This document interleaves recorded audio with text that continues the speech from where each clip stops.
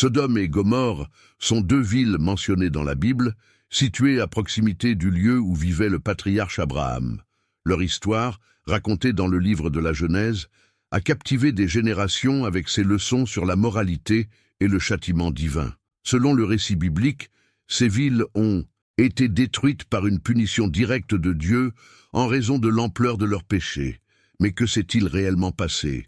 Quel type de transgression les habitants de Sodome et Gomorrhe ont-ils commis, qui ont conduit à leur anéantissement complet? Très bien, chers auditeurs, dans cette vidéo, nous répondrons à toutes ces questions. Rejoignez-nous dans ce voyage fascinant à travers les Écritures sacrées et découvrons ensemble la véritable histoire de Sodome et Gomorrhe. Mais avant d'entrer dans le vif du sujet, n'oubliez pas de vous abonner à notre chaîne et d'activer la cloche de notification pour que YouTube vous avertisse à chaque fois que nous publions une nouvelle vidéo. Un exemple moderne qui peut nous aider à mieux comprendre l'ampleur de la destruction de Sodome et Gomorrhe est le tremblement de terre d'Anash en 1970, connu localement sous le nom de tremblement de terre de 1970. Ce tremblement de terre s'est produit le dimanche 31 mai 1970 à 15h23 et a atteint une magnitude de 7,9 sur l'échelle des moments.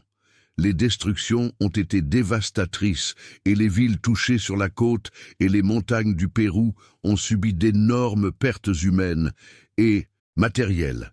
Dans le même ordre d'idées, la destruction de Sodome et Gomorrhe est décrite dans la Bible comme une catastrophe apothéotique, au cours de laquelle la ville fut complètement dévastée par le feu et le soufre envoyé du ciel. Les deux événements, bien que de nature différente, nous montrent la puissance imparable d'une force destructrice qui vient en punition du mal et du péché. L'ampleur des destructions à Sodome et Gomorrhe, selon le récit biblique, peut être comparée au sentiment de panique et de chaos que les habitants ont ressenti lors de catastrophes majeures, comme le tremblement de terre d'Anash en 1970.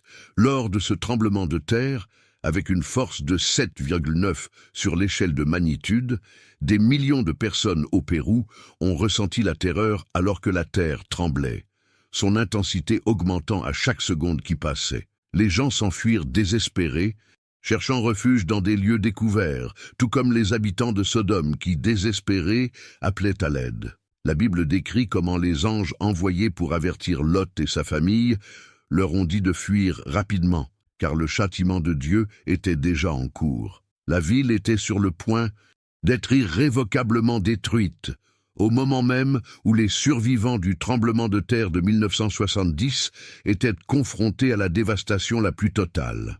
Finalement, lorsque la destruction de Sodome et Gomorrhe fut accomplie, l'ampleur du châtiment divin fut si dévastatrice que rien ne put rester debout. Tout comme le tremblement de terre d'Anash en 1970 a laissé dans son sillage une série de tragédies, à Sodome et Gomorrhe, le châtiment était imminent. La ville, prospère et pleine de vie, a été dévastée par le feu et le soufre envoyé du ciel, tout comme l'inondation qui est descendue du Huascarán enneigé et a enseveli la ville de Yungay. Le récit biblique décrit comment la ville a été impitoyablement consumée et seuls les quelques survivants qui ont pu s'échapper, comme Lot et sa famille, ont pu fuir vers la sécurité. Mais la destruction de Sodome et Gomorrhe fut irréversible. Comme les villes ensevelies par les inondations de 1970, où il ne restait plus que des ruines et des souvenirs de ce qui était autrefois. Dans la tragédie de Sodome, comme à Yungay, la dévastation fut totale et la survie fut un miracle. Dans le cas de Sodome et Gomorrhe, la corruption morale était si profonde que la ville était devenue un symbole de péché et de perversion. Comme Yungay, connu pour sa prospérité, mais aussi pour son idolâtrie et son péché, les villes de Sodome et Gomorrhe étaient pleines de corruption. Selon de nombreux témoignages, les habitants de ces villes se vantaient de leur richesse et de leur pouvoir, mais sa moralité avait tellement décliné que le péché faisait partie de sa vie quotidienne. L'idolâtrie et la violence étaient des pratiques courantes et la justice semblait absente. Dans les Écritures sacrées, nous voyons comment la perversion était si grande que Dieu décida d'intervenir, détruisant les deux villes pour mettre fin à leur mal. De même, dans certaines traditions, la ville de Yungay est mentionnée comme étant marquée par l'idolâtrie, et la tragédie qui s'y est produite est interprétée comme une sorte d'avertissement divin, même si Dieu seul connaît la véritable raison de sa destruction. Tout cela nous amène à réfléchir sur la possibilité que la ville de Yungay ait été victime d'un jugement divin, semblable à celui subi par les villes de Sodome et Gomorrhe. L'histoire de ces deux villes, qui apparaît dans le livre de la Genèse, est l'une des histoires les plus connues et les plus controversées de la Bible. Bien que l'on ne sache pas avec certitude qui a fondé Sodome et Gomorrhe, on pense qu'elles ont été fondées par les Cananéens ou les Amoréens, des peuples qui, selon la Bible, étaient connus pour leur perversion et leur rejet de la morale divine. Le récit biblique nous raconte que la destruction des deux villes était le résultat d'un châtiment divin, en raison de la gravité de leurs péchés. Cette histoire a traversé les siècles et a été utilisée comme un avertissement sur les conséquences du péché et de la désobéissance à la loi de Dieu, tout comme les événements tragiques survenus à Yungay que certains interprètent comme une leçon de moralité et de justice divine. Le passage de la Genèse présente Dieu comme un juge implacable, prêt à punir la méchanceté des villes de Sodome et Gomorrhe par une destruction totale. C'est de cette histoire que naît l'expression sodomite, qui à l'origine faisait référence au nom des habitants de Sodome. Cependant, au fil du temps, le terme sodomite a pris un sens différent, notamment dans le contexte moderne, où il a été utilisé pour décrire les homosexuels masculins, bien qu'il soit également utilisé pour désigner ceux qui pratiquent des actes considérés comme pervers ou immoraux selon à certaines normes sociales et religieuses. L'usage du terme varie selon le contexte idéologique et l'interprétation de l'histoire, mais dans tous les cas, il fait référence au récit biblique qui montre comment le manque de moralité et la transgression des lois divines ont conduit à la condamnation de ces villes, dont les habitants subirent le châtiment divin. Sodome et Gomorrhe faisaient partie des 5 villes situées dans la fertile vallée du Jourdain, une région connue pour son extraordinaire beauté et son abondance. La terre était si fertile et si attrayante qu'elle était comparée au jardin de Jéhovah et à la riche terre d'Égypte. Cette prospérité est peut-être ce qui a motivé Lot, lorsqu'il a décidé de se séparer de son oncle, Abraham, à choisir précisément la plaine du Jourdain où se trouvait Sodome, la ville qu'il a choisi de vivre. L'aspect de la région était si tentant que Lot, comme beaucoup d'autres, ne put résister à ses charmes. Cependant, ce qui semblait être une bénédiction sur le plan matériel se révélerait bientôt être un piège mortel. Lisons Genèse 13, 10 pour mieux comprendre comment Lot a pris cette décision cruciale. Ce passage de Genèse 13, 10, 13 décrit le moment où l'eau, levant les yeux, fut attirée vers la plaine fertile du Jourdain. C'était un endroit si beau et si productif qu'il ressemblait à un paradis terrestre, comparable au jardin de Jéhovah et à la riche terre d'Égypte. C'est cette apparence d'abondance et de bien-être qui amène Lot à prendre la décision de se séparer de son oncle Abraham, choisissant de vivre dans les villes de la plaine, à commencer par Sodome. Cependant, comme nous le dit la dernière partie du passage, les habitants de Sodome étaient connus pour leur méchanceté et leur péché extrême contre Dieu. Malgré la beauté et la prospérité du pays, la corruption morale qui régnait à Sodome était si grande que même si Lot avait choisi un endroit qui semblait prometteur, il choisissait de vivre au milieu d'une ville destinée à la destruction en raison de sa méchanceté. Ce contraste entre l'apparence extérieure et la véritable condition morale de la ville est l'une des leçons les plus profondes de l'histoire de Sodome et Gomorrhe. Chers amis, Abraham n'expulsait pas Lot de la terre promise dans les versets précédents. Il lui a simplement proposé de choisir, lui demandant de se diriger vers le nord ou vers le sud. Abraham a donné à Lot la liberté de choisir ce qui lui semblait le mieux, mais le regard de Lot s'est égaré ailleurs. Au lieu de Choisir ce que Dieu avait promis.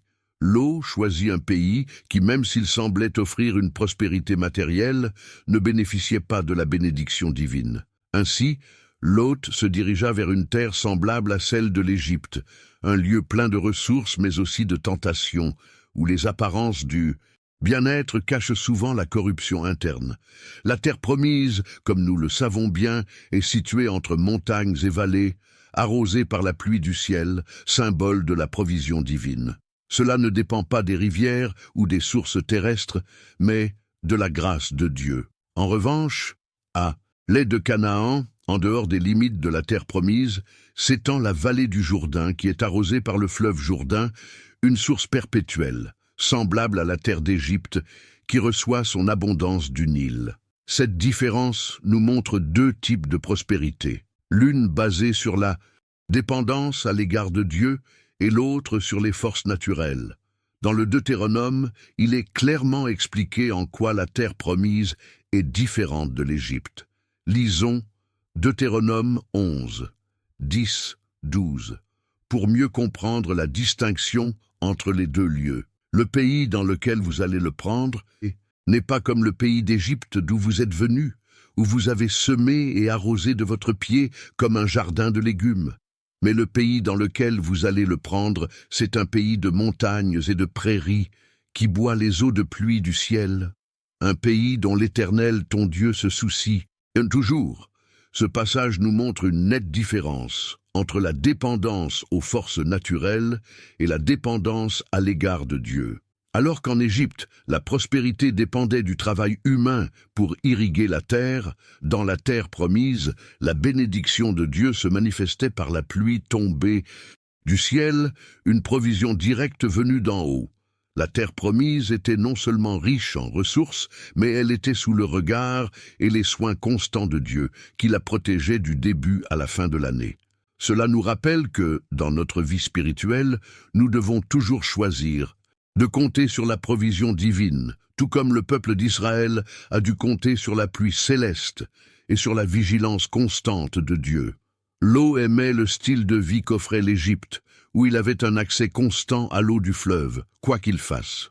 Au lieu de dépendre de la pluie que Dieu envoie en signe de sa bénédiction pour ceux qui vivent dans l'obéissance, Lot a opté pour ce qui semblait être une vie plus facile et plus sûre. Il aurait pu rester dans la terre promise, un endroit où la bénédiction de Dieu était évidente.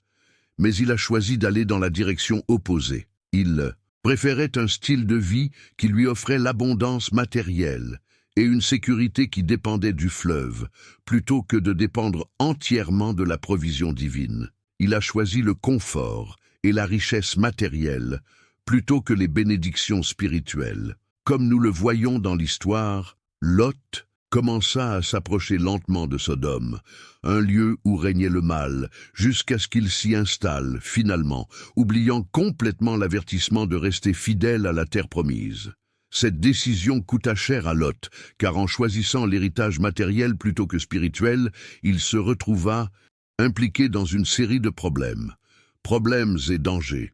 Tout d'abord, il a été kidnappé lors d'une guerre entre rois, Genèse 14, et bien qu'il ait été sauvé par Abraham, ce ne serait pas la dernière fois qu'il serait confronté à des difficultés. Plus tard, la ville dans laquelle il vivait, Sodome, serait détruite par le jugement divin à cause du grand mal qui y résidait. La vie de Lot serait marquée par la tragédie, car sa femme périrait lorsqu'elle regarderait en arrière, désobéissant à l'ordre de ne pas le faire, et ses filles s'éloigneraient également des voies de Dieu. En fin de compte, Lot était un exemple clair de quelqu'un qui, en cherchant les richesses de ce monde, les perd toutes. Mais nous laisserons cette histoire, avec tous ses rebondissements tragiques, pour la fin de la vidéo. Malgré la beauté et l'abondance des ressources qu'offraient ces villes, Sodome et Gomorrhe étaient également connues pour leur grand mal. Même si elles semblaient des lieux prospères, où la vie matérielle semblait confortable, la véritable nature de ces villes était marquée par la corruption morale et spirituelle. Au lieu de vivre selon les instructions de Dieu, les habitants de Sodome étaient profondément mauvais et leur péché était si grand qu'il atteignait des niveaux insupportables.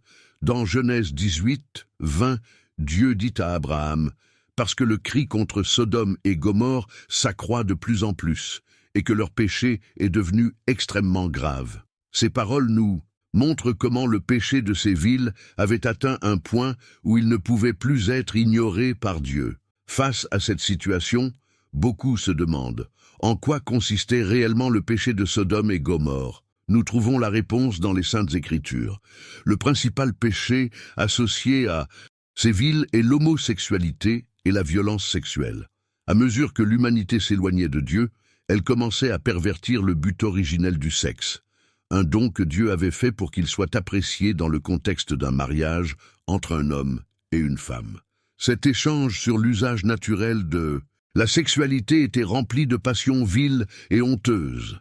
L'apôtre Paul, écrivant aux Romains, décrit certains des comportements que les êtres humains ont commencé à adopter lorsqu'ils se sont détournés de Dieu. Dans Romains 1, 26-27, il dit « C'est pourquoi Dieu les a livrés à des passions honteuses, car même leurs femmes ont changé l'usage naturel pour ce qui est contre nature. Et de même les hommes aussi, abandonnant l'usage naturel de la femme, se sont enflammés dans leur lascivité envers les uns et les autres. D'autres, commettant des actes honteux, hommes avec hommes, et recevant en eux-mêmes le châtiment de la vie pour leur erreur. » Romains 1, 26-27. Ce passage est l'une des explications les plus claires du péché qui se produisait à Sodome et Gomorrhe. La Bible décrit comment les gens, se détournant de Dieu, se sont livrés à des passions honteuses. Les femmes ont changé l'usage naturel du sexe et, de la même manière, les hommes ont abandonné leurs relations avec les femmes et se sont enflammés de convoitises les uns pour les autres, commettant des actes honteux. La conséquence de cette déviation était qu'ils recevaient dans leur corps le châtiment de la vie pour leur erreur, c'est-à-dire les conséquences naturelles de leur péché, qui affectaient non seulement leur relation avec Dieu, mais aussi leur corps et leur bien-être. De même, en mentionnant l'immoralité sexuelle de Sodome et Gomorrhe, Jude, dans sa lettre, dit « Comme Sodome et Gomorrhe et les villes environnantes, qui de la même manière que celle-là, ayant commis la fornication et poursuivi des vices contre nature, furent établis comme un exemple, subissant le châtiment du feu éternel. » Jude 1, 7.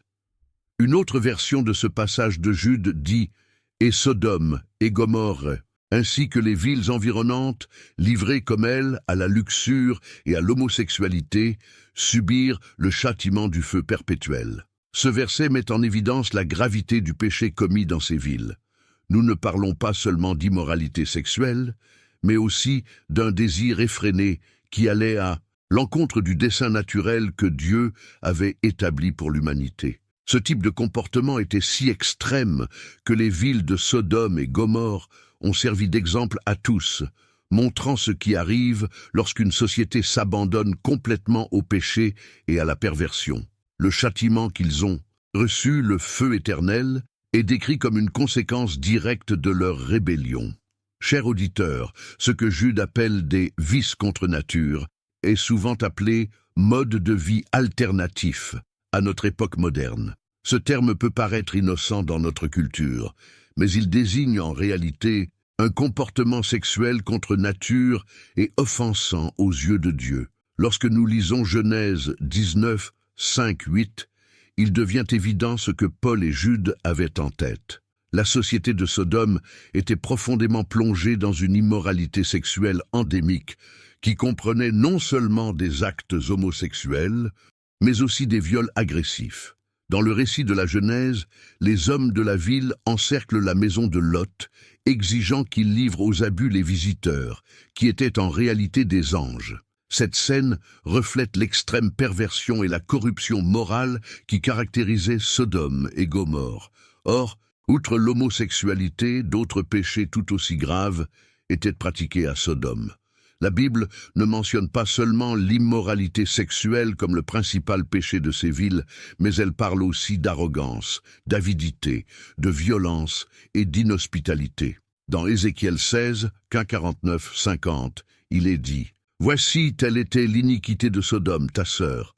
Elle et ses filles étaient orgueilleuses, rassasiées de pain et oisives en abondance, et elles n'ont pas fortifié la main des affligés et les nécessiteux. Et ils se sont enorgueillis et ont fait une abomination devant moi, c'est pourquoi je les ai emportés quand je les ai vus. Ce passage montre comment Sodome s'est non seulement égaré moralement, mais son péché comprenait également l'injustice sociale et l'indifférence envers les pauvres et les nécessiteux. Numéro 1. Ils étaient oisifs à cause de l'abondance des richesses, mais ils n'aidaient pas les nécessiteux. Au contraire, ils étaient arrogants et fiers. Lisons Ézéchiel 16, 49, 50. Voici, telle était l'iniquité de Sodome, ta sœur. Elle et ses filles avaient de l'orgueil, du pain à satiété et de l'oisiveté, et elles n'ont pas fortifié la main des affligés et des nécessiteux. Et ils se sont enorgueillis et ont commis une abomination devant moi. C'est pourquoi je les ai enlevés quand je les ai vus. Ce passage révèle l'un des aspects les plus tragiques de Sodome. Son manque de compassion et d'aide envers ceux qui en ont le plus besoin. Malgré l'abondance dont ils disposaient, leur richesse et leur confort les rendaient indifférents à la souffrance des autres, ce qui reflète l'une des principales raisons pour lesquelles ils ont été détruits. Voici, telle était l'iniquité de Sodome, ta sœur. Elle et ses filles avaient de l'orgueil, de la plénitude, de pain et de l'oisiveté en abondance, et elles n'ont pas fortifié la main des affligés et des nécessiteux. Elles étaient remplies d'orgueil et ont commis un crime, abomination devant moi, et quand je l'ai vu, je les ai enlevées. Ézéchiel 16, 49, 50. Ce passage d'Ézéchiel révèle l'une des raisons clés de la destruction de Sodome, son égocentrisme et son indifférence à l'égard de la souffrance des autres. La fierté et le confort excessif dont jouissent les habitants de ces villes les rendent aveugles aux besoins des autres. L'abondance du pain et du temps libre, loin d'encourager la générosité, les conduisait à l'arrogance, qui devint la racine de leur chute. Non seulement ils ont ignoré les affligés et les nécessiteux, mais ils ont cédé à la vanité comme étant une abomination aux yeux de Dieu. Cela nous rappelle que les bénédictions matérielles ne sont pas une excuse pour la négligence ou le manque de compassion envers les autres. Numéro 2. Ils ont mangé de l'adultère, vécu dans le mensonge et défendu le malfaiteur. Dans Jérémie 23, temps 14, il est dit « Et j'ai vu la folie parmi les prophètes de Jérusalem. Ils ont commis l'adultère et ont marché dans le mensonge. Et ils ont fortifié les mains des méchants, afin que personne ne se convertisse de son mal. Ils étaient tous pour moi comme Sodome, et leurs habitants étaient comme Gomorrhe. » Ce verset nous montre l'une des caractéristiques les plus sombres de la corruption de Sodome et Gomorrhe. Non seulement ils vivaient dans le péché, mais ils encourageaient également le mal chez les autres. Les dirigeants et les prophètes de Jérusalem, qui étaient censés guider le peuple vers la justice, ont commis l'adultère et ont menti. Et au lieu de corriger les malfaiteurs, ils les ont soutenus, renforçant leurs mains dans leur méchanceté. Sodome, dans son déclin, elle est devenue un lieu où le mal était accepté et même promu, ce qui fut l'une des raisons pour lesquelles Dieu a décidé de la détruire. Numéro 3. Ils ont publié leurs péchés sans en avoir honte. Lisons Isaïe 3, 8, 9. Car Jérusalem est détruite et Juda est tombé, car leurs langues et leurs œuvres ont été contre l'Éternel pour irriter les yeux de sa majesté. L'apparence de leur visage témoigne contre eux, car comme Sodome, ils publient leurs péchés, ils ne le cachent pas. Malheur à leur âme, car ils se sont accumulés du mal. Ce verset montre l'une des caractéristiques les plus graves du péché de Sodome. Non seulement ils vivaient dans le péché, mais ils le faisaient ouvertement et sans honte. Ils ont publié leur mal sans chercher à le cacher, comme s'ils n'avaient pas conscience de leur offense envers Dieu. De même, la société de Sodome a atteint un point où elle n'avait plus honte de son comportement, mais le proclamait au monde. C'est un rappel brutal de la façon dont le péché peut devenir si normalisé que les gens l'affichent publiquement, sans aucun sentiment de culpabilité ou de repentir.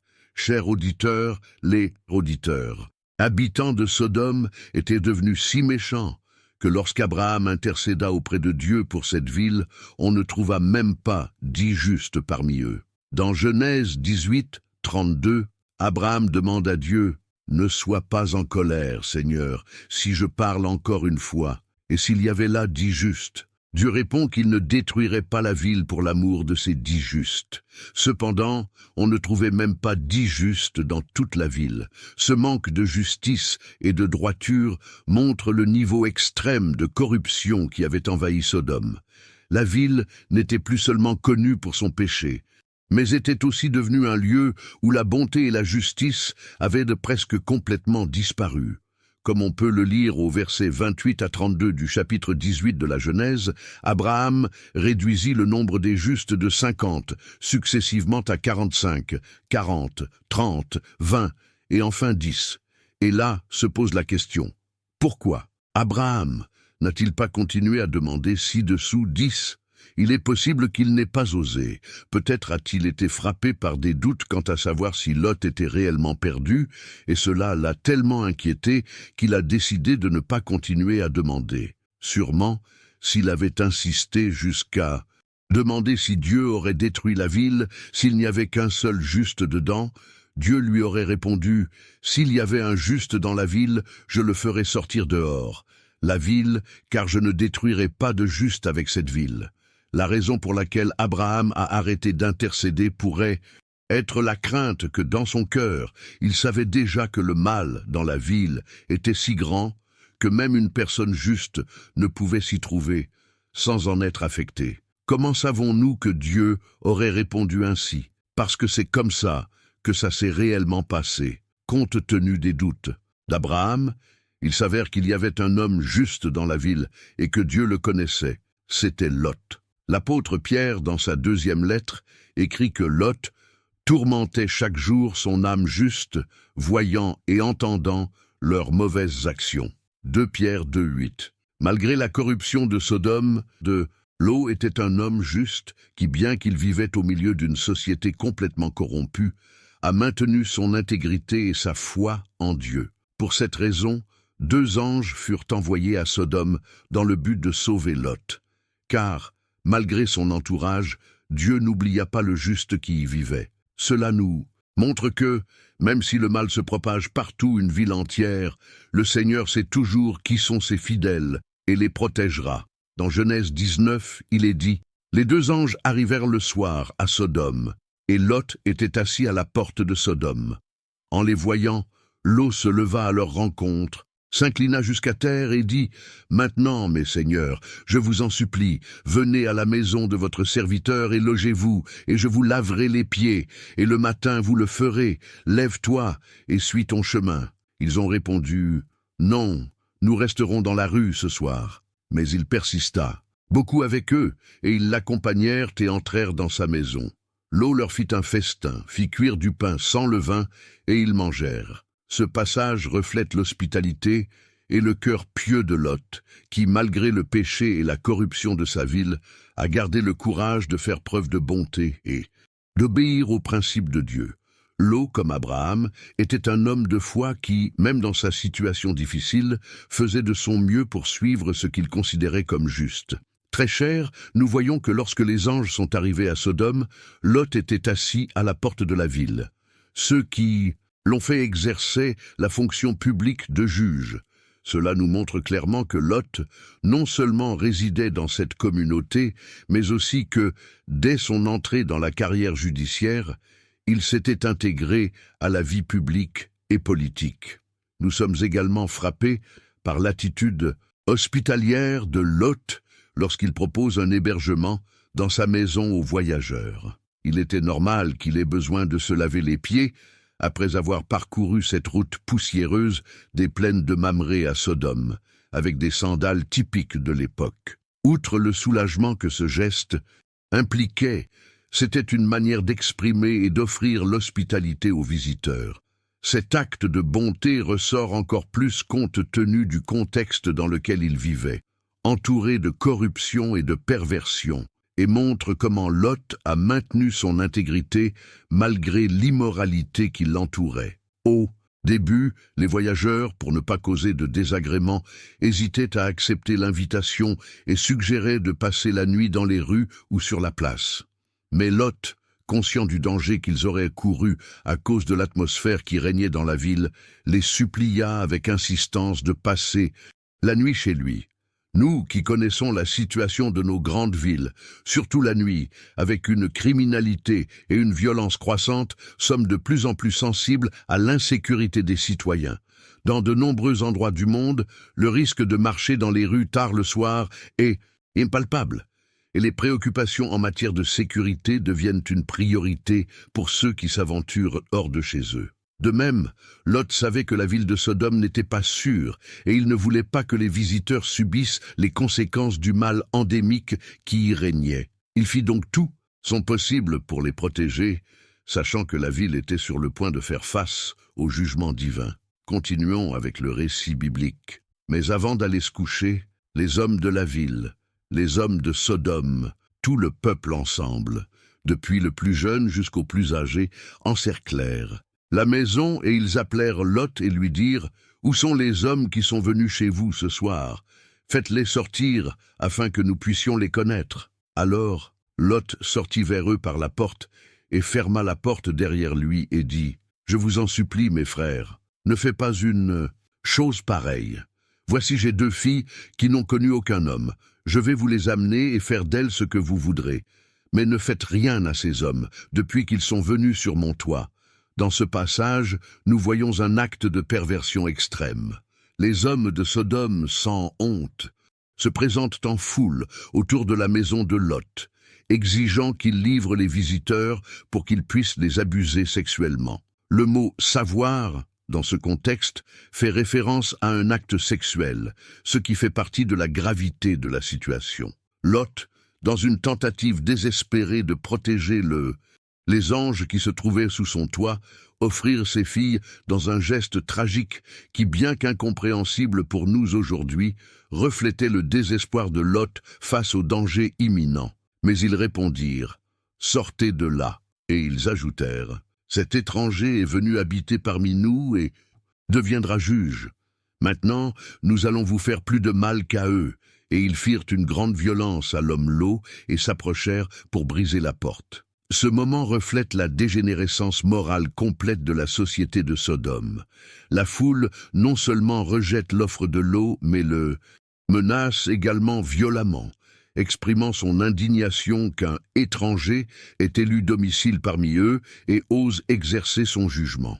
L'hostilité envers Lot devient de plus en plus agressive, au point de tenter d'enfoncer la porte de sa maison pour prendre ce qu'il voulait par la force. Cette réaction révèle une profonde perversion et un rejet de la justice et de l'ordre, où les valeurs sont inversées et ce qui est bien est attaqué. Les habitants de Sodome ont fait preuve d'une profonde perversité en tentant d'abuser des 2 visiteurs, agissant de manière abominable et excessive. Il ne s'agit pas seulement d'un acte de luxure, mais d'un signe évident de la corruption morale qui caractérise cette ville. Lot, voyant la violence à venir, les supplia « Je vous en supplie, frères, ne faites pas un tel mal. » C'était un dilemme douloureux pour Lot, qui savait que les valeurs qu'il défendait étaient complètement différentes de celles des hommes de Sodome. Alors qu'ils ne cherchaient qu'à satisfaire leurs désirs, Lot tentait en vain de leur faire voir la perversité de leurs actes. Il est difficile de ne pas être surpris que Lot, dans une tentative désespérée de protéger ses visiteurs, ait accepté d'offrir ses filles à la foule. Cette proposition est difficile à justifier et choque tout lecteur. Les hommes de Sodome ont fait preuve d'une extrême dépravation, mais la volonté de Lot de sacrifier ses filles dans un acte aussi humiliant n'est pas moins choquante. Pour mieux comprendre cette terrible situation, il est crucial de prendre en compte les dynamiques sociales de l'époque. Dans le monde pré-chrétien, les femmes occupaient une position bien inférieure, tandis que les invités bénéficiaient d'un niveau de respect et de protection beaucoup plus élevé. Dans ce contexte, Les invités devaient être protégés à tout prix, même au-dessus de leur propre famille. Il est important de souligner les paroles des agresseurs. Cet étranger est venu vivre parmi nous et deviendra juge. Nous voyons ici que les hommes de Sodome non seulement se moquaient de Lot à cause de son apparente influence politique dans la ville, mais attaquaient son autorité et le défiaient ouvertement. Leur mépris pour Lot et sa famille était tel qu'ils auraient détruit tout le monde sans l'intervention divine. Les anges, avec leur pouvoir surnaturel, aveuglèrent la foule incontrôlable, et ainsi la menace contre Lot et sa famille fut stoppée. Cet aveuglement physique des agresseurs est aussi un symbole de leur aveuglement spirituel. Même si leurs yeux étaient physiquement aveuglés, leur cœur était déjà complètement endurci et aveugle à la vérité et à la justice de Dieu. Continuons avec le récit biblique. Les anges dirent à Lot, « As-tu quelqu'un d'autre ici ? Enlevez de cet endroit vos fils, vos filles et tout ce que vous avez dans la ville, car nous allons détruire cette ville, car les cris contre elle se sont multipliés devant l'Éternel. » Lot, entendant cette terrible nouvelle, sortit rapidement et alla parler à ses futurs gendres, les hommes qui s'étaient fiancés à ses filles. Il les a avertis, « Levez-vous, quittez cet endroit, car Jéhovah va détruire cette ville. » Cependant, aux yeux de ses gendres, Lot semblait plaisanter car il ne prenait pas son avertissement au sérieux. Ce moment montre à quel point il a été difficile pour Lot de rester ferme dans sa foi. Après avoir vécu tant d'années à Sodome, où la perversité et la corruption étaient les maîtres mots, normes, en étaient venus à tolérer cet environnement. Même leurs filles, qui ont grandi dans ce contexte, s'engagent auprès de jeunes qui partagent ces mêmes valeurs. C'est pour cette raison que lorsque Lot essaya d'avertir ses futurs gendres et leur dit de fuir avec lui, ils se moquèrent de lui. Lot avait vécu à Sodome depuis si longtemps, s'adaptant à leur mode de vie qu'il ne semblait plus différent d'eux. Son grave avertissement a donc été pris à la légère, comme une plaisanterie. Cette situation montre comment Lot, en choisissant de vivre dans cette ville, s'était éloigné de la volonté de Dieu pour sa vie. En outre, il est évident qu'il n'a pas été un témoin ferme de sa foi et qu'il n'a pas non plus défendu ses propres valeurs chrétiennes. C'est une réalité à laquelle de nombreux chrétiens sont confrontés aujourd'hui. Beaucoup s'adaptent tellement aux valeurs du monde qu'ils finissent par compromettre leurs croyances chrétiennes. Au lieu de rapprocher les autres du Christ, sa vie reflète le contraire, éloignant les autres du véritable évangile. C'est un rappel de l'importance de maintenir une solide identité en Dieu sans céder aux pressions de la culture qui nous entoure. Et quand l'aube parut, les anges pressèrent Lot de se lever en disant « Lève-toi, prends ta femme et tes 2 filles qui sont ici, afin que tu ne périsses pas dans le châtiment de la ville. » Lot, encore hésitant, n'a pas agi aussi vite que prévu dans une situation aussi grave. C'est alors que les anges, agissant avec la miséricorde de Dieu, prirent Lot par la main, ainsi que sa femme et ses filles, pour les conduire hors de la ville et hors du danger. Cette intervention divine met en évidence quelque chose d'important. Malgré le manque de détermination de Lot, Dieu a agi avec grâce et miséricorde pour le sauver. Le salut de Lot et de sa famille ne dépendait pas de leur perfection, mais de la bonté et de la miséricorde de Dieu. Cela nous rappelle que, même si nous sommes imparfaits et parfois indécis, la grâce de Dieu est prête à nous aider si nous nous accrochons à lui. On peut dire que, malgré tout, Lot appartenait réellement à Dieu.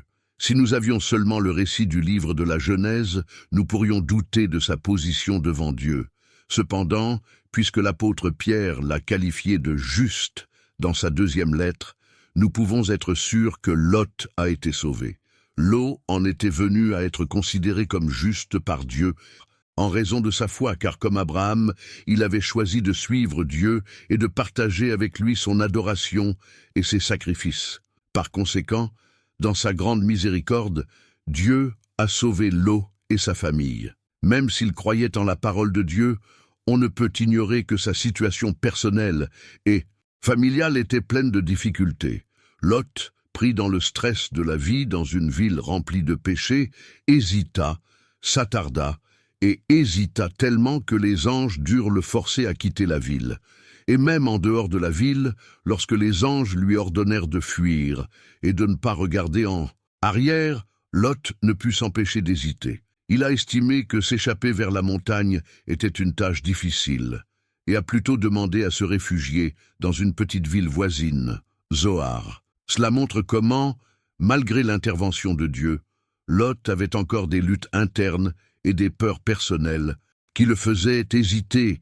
Il semble presque impensable qu'une petite ville, si proche de Sodome et Gomorrhe, ait pu échapper à l'influence corruptrice de ces grandes villes. La dépravation morale de Sodome et Gomorrhe était si profonde qu'il est difficile d'imaginer qu'un lieu voisin ne partage pas la même décadence. La demande de Lot de se réfugier à Tsoar n'était donc pas la solution idéale. Cependant, même si ce n'était pas la meilleure option, Dieu a accédé à sa demande, lui permettant de se rendre dans cette petite ville. Cette permission divine montre la patience et la miséricorde de Dieu, mais elle révèle également une vérité importante, le manque d'obéissance totale de Lot aux instructions données. Bien qu'il ait échappé à la destruction de Sodome, sa demande de rester à Tsoar montre que son intégrité spirituelle était compromise. L'eau n'avait pas complètement terminé le fuite vers le refuge que Dieu lui avait indiqué, ce qui indiquait qu'il avait encore beaucoup à apprendre. Cette attitude de ne pas suivre complètement les voies de Dieu l'exposerait à davantage de problèmes à l'avenir. Lorsque Lot arriva à Zoar, alors que le soleil commençait à se lever, ce qui avait été prophétisé commença à s'accomplir. Le jugement de Dieu sur Sodome et Gomorrhe. Comme cela a été dit, Jéhovah a fait pleuvoir du soufre et du feu du ciel, détruisant complètement ces villes et la plaine environnante, avec tous leurs habitants et tout ce qui y existait. Cette destruction n'était pas seulement une catastrophe physique, mais aussi un exemple clair du jugement divin, total et impitoyable pour les villes du grand mal. Cependant, juste au moment où le procès commençait, quelque chose d'étrange s'est produit. La femme de Lot, malgré les avertissements, a regardé en arrière, et à ce moment-là, elle s'est transformée en statue de sel. Cet acte de désobéissance était un symbole de son attachement au monde et de son manque de foi dans la promesse de Dieu. Selon l'ange, le jugement n'aurait pas lieu tant que Lot et sa famille ne seraient pas en sécurité à Zoar, garantissant ainsi que la promesse de Dieu à Abraham s'accomplirait. Dès que Lot et sa famille furent mis en sécurité, le jugement fut consommé. Le feu et le soufre tombèrent du ciel, et les villes furent détruites. Malgré la miséricorde de Dieu envers l'eau, le jugement de Sodome et Gomorrhe était clair et définitif une fois que Dieu avait vérifié le mal de ces villes et fourni un témoignage juste à travers la vie de Lot. Aujourd'hui, beaucoup de gens croient que les anciennes villes de Sodome et Gomorrhe se trouvent sous la mer morte, ce qui témoignerait de la destruction totale et du jugement de Dieu. Cependant, au-delà des preuves géographiques, la destruction de ces villes reste un rappel choquant de la justice divine, qui non seulement punit le mal, mais sauve aussi les justes. Avant sa destruction, la région autour de Sodome était si belle et si productive qu'elle était décrite comme le jardin du Seigneur, une région fertile et luxuriante, semblable au jardin paradisiaque d'autrefois. Cependant, malgré ce privilège naturel, la beauté de la région n'a pas réussi à transformer le cœur de ses habitants. Au contraire, leur prospérité les conduisit à la perdition. Ce contraste entre beauté et corruption n'est pas sans rappeler la ville de Yungay au Pérou, qui, avant le tremblement de terre dévastateur de 1970, était aussi une ville prospère et belle, mais qui fut dévastée par une tragédie naturelle qui montra la fragilité de ce qui semblait invulnérable. Les habitants de Sodome et Gomorrhe avaient été témoins de la grandeur de la grâce et de la miséricorde divine, bien plus que toute autre région à cette époque. Ils furent préservés de la destruction grâce à l'intercession d'Abraham, choisi par Dieu pour intercéder en leur faveur. De plus, ils avaient le témoignage de Melchisédek, le roi prêtre qui représentait le lien entre Dieu et les hommes. et ils virent l'exemple de foi et d'obéissance d'Abraham. Ils ont eu la chance de bénéficier de grandes opportunités et de signes clairs de la sollicitude et de la protection de Dieu. Cependant, malgré toutes ces démonstrations d'amour divin, ils décidèrent de rejeter tout ce que Dieu leur avait offert. Nous voyons aussi que la femme de Lot a regardé derrière lui et s'est transformée en statue de sel. Pourquoi a-t-il fait ça? La réponse semble être double. Tout d'abord, je pense qu'elle ne voulait pas quitter Sodome parce qu'elle l'aimait. Bien sûr, elle aimait Lot aussi, mais il y avait des choses dans cette ville auxquelles elle se sentait profondément attachée, des choses matérielles, des souvenirs et une vie qu'elle connaissait depuis si longtemps. Son corps a quitté la ville, mais son cœur y est resté, piégé dans la vie qu'il avait connue. Cette attitude est une leçon pour nous. Il est possible d'avoir un cœur divisé ou, même si nous professons une relation avec Dieu, il existe des facteurs ou des attachements qui nous séparent d'un véritable cœur. Communion avec lui. Il y a des chrétiens qui se trouvent dans cette lutte constante, voulant suivre Dieu, mais en même temps piégés dans un monde qu'ils ne peuvent pas complètement laisser derrière eux. En conséquence, ils ne parviennent pas à vivre pleinement ou à atteindre le dessein que Dieu a pour eux. Ces facteurs, qui peuvent être des amitiés, des habitudes ou un attachement à certaines choses matérielles, annulent progressivement notre foi et notre témoignage chrétien. La Bible nous enseigne que sans la foi, sans cette communion constante avec Dieu et sans obéir à sa parole, notre vie spirituelle disparaît.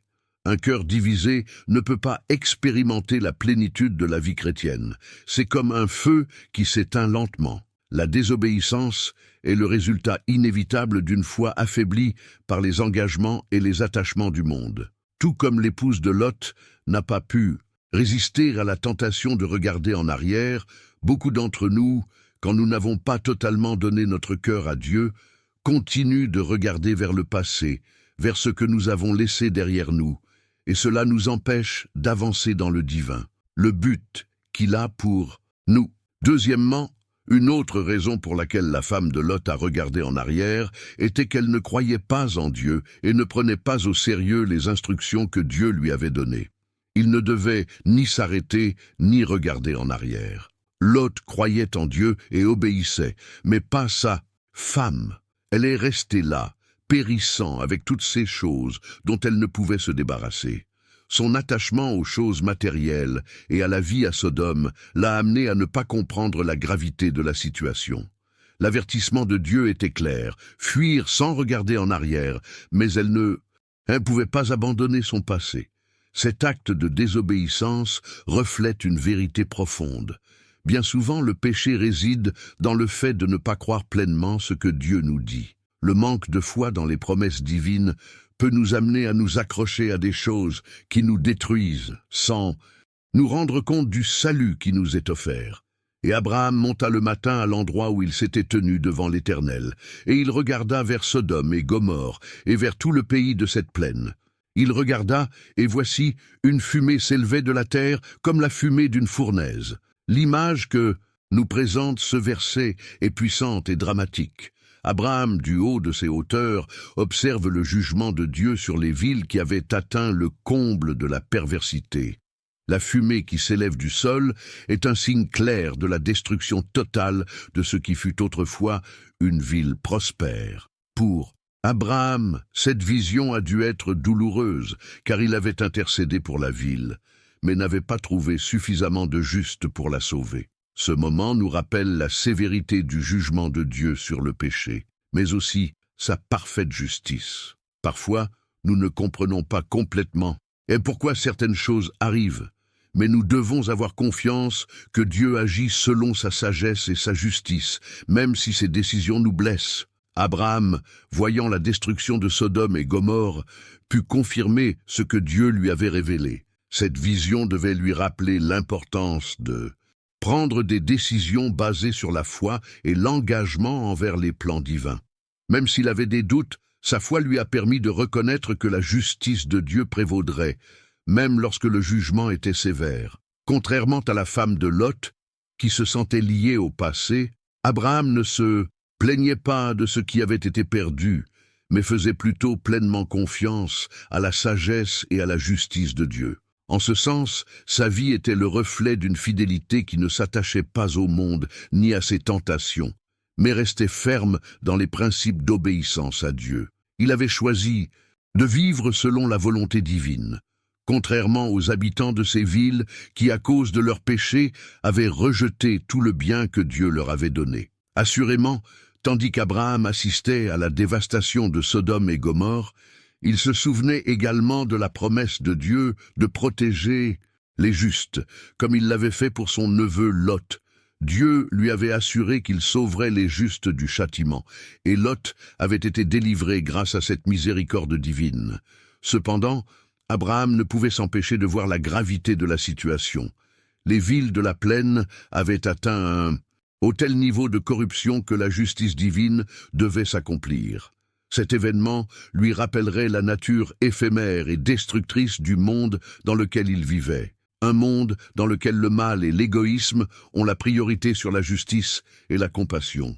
Cette pensée nous rappelle les paroles de l'apôtre Jean dans sa première lettre, chapitre 2, verset 15. « N'aimez pas le monde, ni les choses qui sont dans le monde. L'amour pour le monde et ses plaisirs peut nous conduire à nous éloigner de la volonté de Dieu. Et bien qu'Abraham ait été fidèle, les tragédies de Sodome et Gomorrhe sont devenues un avertissement pour que les justes ne se laissent pas séduire par les tentations du monde et restent fermes dans votre obéissance à Dieu. Les versets 30 à 38 du chapitre 19 de Genèse nous montrent comment, bien qu'ayant été sauvé de la destruction de Sodome, Lot n'a toujours pas trouvé la paix. La peur le poussa à fuir Zoar, car, même si c'était une petite ville, elle n'était probablement pas assez sûre ni différente de Sodome, où la perversion se faisait encore sentir dans l'air. Lot se réfugie dans les montagnes avec ses filles, ce qui souligne le désespoir et la méfiance qu'il ressent à l'égard des lieux proches de la corruption. Le plus tragique dans ce passage est que, dans leur isolement et leur désespoir, les filles de Lot ont pris une décision profondément erronée. Utilisant un acte regrettable de manipulation et d'abus, ils ont saoulé leur père puis ont couché avec lui. Le résultat de cet inceste furent les Moabites et les Ammonites, deux peuples qui, tout au long de l'histoire, deviendront des ennemis persistants d'Israël. Cet épisode tragique nous enseigne comment les mauvaises décisions, la peur et l'éloignement de la volonté divine peuvent avoir des conséquences générationnelles. Les Moabites et les Ammonites constitueront désormais une menace constante pour les descendants d'Abraham, reflétant la rupture et la douleur générées lorsque la voie de Dieu est abandonnée. Les décisions de Lot furent la cause de sa chute. Il a perdu tout ce qu'il avait, ses biens matériels, sa femme, et a fini par participer inconsciemment à un acte d'indécence sexuelle avec ses filles, donnant naissance à deux fils qui, à l'avenir, deviendront des ennemis d'Israël. Beaucoup de gens ne voient pas ce que le péché peut faire dans leur vie, mais la vérité est que quiconque pratique le péché finira mal, tôt ou tard. Fuir ce monde pécheur. Cher ami, n'attendons pas de perdre tout ce que nous avons et de nous voir ruinés par le péché. Échappons-nous à temps de ses terribles conséquences et de sa damnation éternelle. Si ce message vous a touché, n'oubliez pas de l'aimer, de le partager avec vos amis et de vous abonner à la chaîne pour plus de contenu qui vous aidera à grandir dans votre foi. Si vous avez des questions ou des idées, laissez-les dans les commentaires. J'aimerais les lire. Que Dieu te bénisse.